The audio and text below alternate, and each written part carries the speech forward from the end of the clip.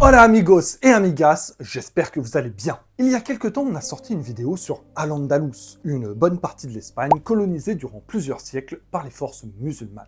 On expliquait dans cette vidéo que la situation des chrétiens n'était pas très enviable et qu'il était compréhensible qu'à la première occasion, ils aient souhaité se débarrasser des envahisseurs. Aujourd'hui, nous allons voir comment les Espagnols, les Occidentaux en général, faisaient pour consommer de l'alcool malgré la loi islamique qui l'interdisait. Et vous allez voir que les autorités ne respectaient pas toujours les prescriptions de l'islam à la lettre. On n'oublie pas de s'abonner à la chaîne, de liker la vidéo, et on est parti.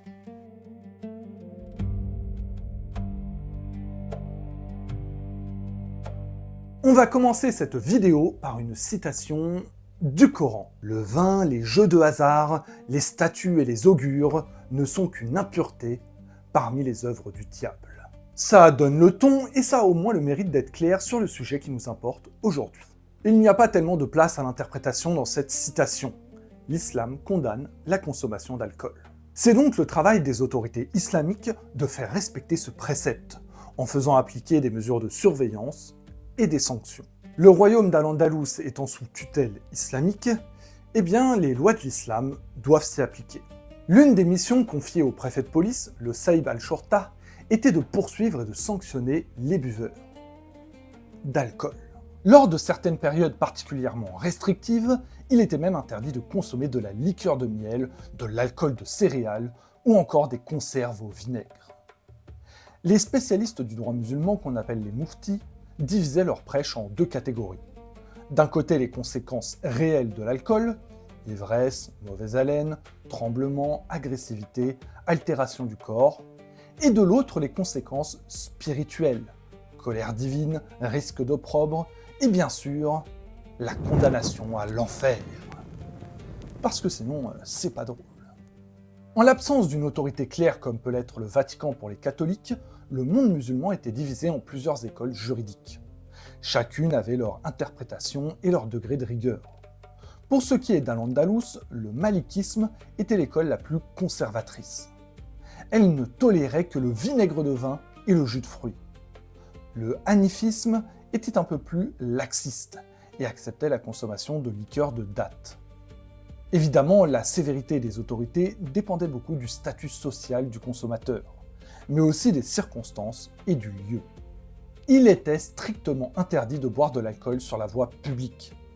Donc, les buveurs devaient trouver des endroits discrets et peu fréquentés, les berges, les jardins et même les cimetières. Par contre, dans le cadre privé, la tolérance y était bien plus importante. Pour une raison simple, la tradition musulmane considère le foyer comme un sanctuaire inviolable. Il est interdit d'y rentrer sans autorisation de ses habitants, même pour contrôler le respect des règles religieuses.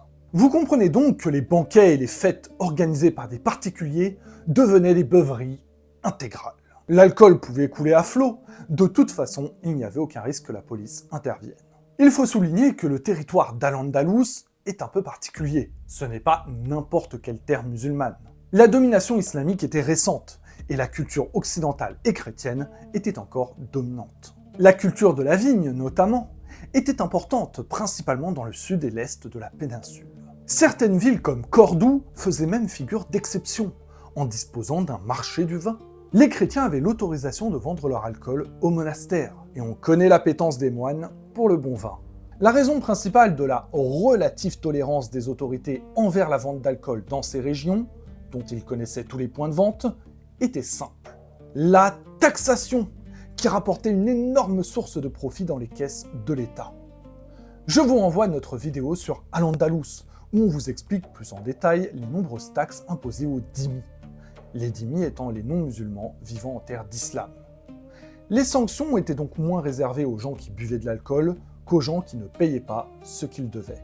Lors de certaines fêtes chrétiennes, principalement dans le sud de l'Espagne, à Séville par exemple, il était compliqué de réfréner la consommation d'alcool en public. Les soifards se déplaçaient de taverne en taverne, dont certaines dissimulaient des établissements de jeux et des bordels. La ville de Cordoue était connue pour ses nuits intenses. Il y avait de la boisson et de la fornication à qui en voulait, ou à qui pouvait les payer plutôt. C'était l'ambiance de la ville, même sous le gouvernement ultra-rigoriste des Almoravides au XIe siècle. Les soifards, ne souhaitant pas se faire choper en état d'ivresse en pleine rue, devaient employer de nombreuses techniques élaborées, comme par exemple gober un œuf cru ou s'enduire la bouche de sel et de cumin. C'est vrai qu'on est plus proche du remède de grand-mère. Pour la gueule de bois, pareil, une gorgée de vinaigre ou de l'urine d'âne. L'urine d'âne, ça marcherait clairement avec moi, et je pense que c'est plus efficace que n'importe quelle sanction. Mais tous ces remèdes n'empêchent pas les accidents.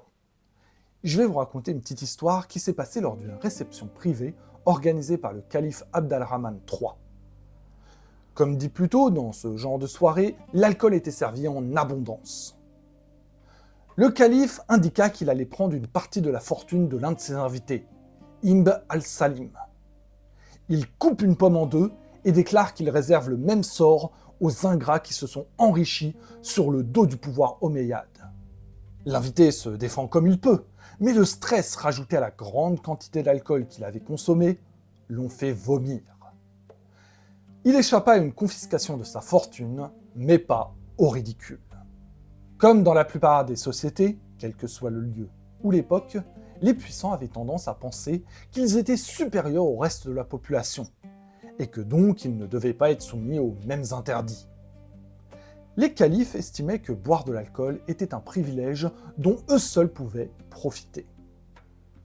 Ce fut le cas notamment pour Al-Hakam Ier, qui fut surnommé l'ivrogne par le peuple de Cordoue. Il y en a, leur surnom c'est le grand, le fort, le sage, et d'autres, c'est l'ivrogne. C'est moins classe. En plus de l'alcool, il ne faudrait pas oublier le hashish. Sa consommation était courante en Al-Andalus, et pourtant elle était tout aussi mal vue que l'alcool. Selon les mouftis, le hashish était coupable d'enivrer, de désorienter, de provoquer des comportements déviants et d'inciter à la sexualité, et pire, à la sodomie. La consommation de cette drogue était très répandue sous la dynastie Nasride. Le chef de la police de Grenade prétendait avoir éradiqué les vices des habitants. Rien que ça.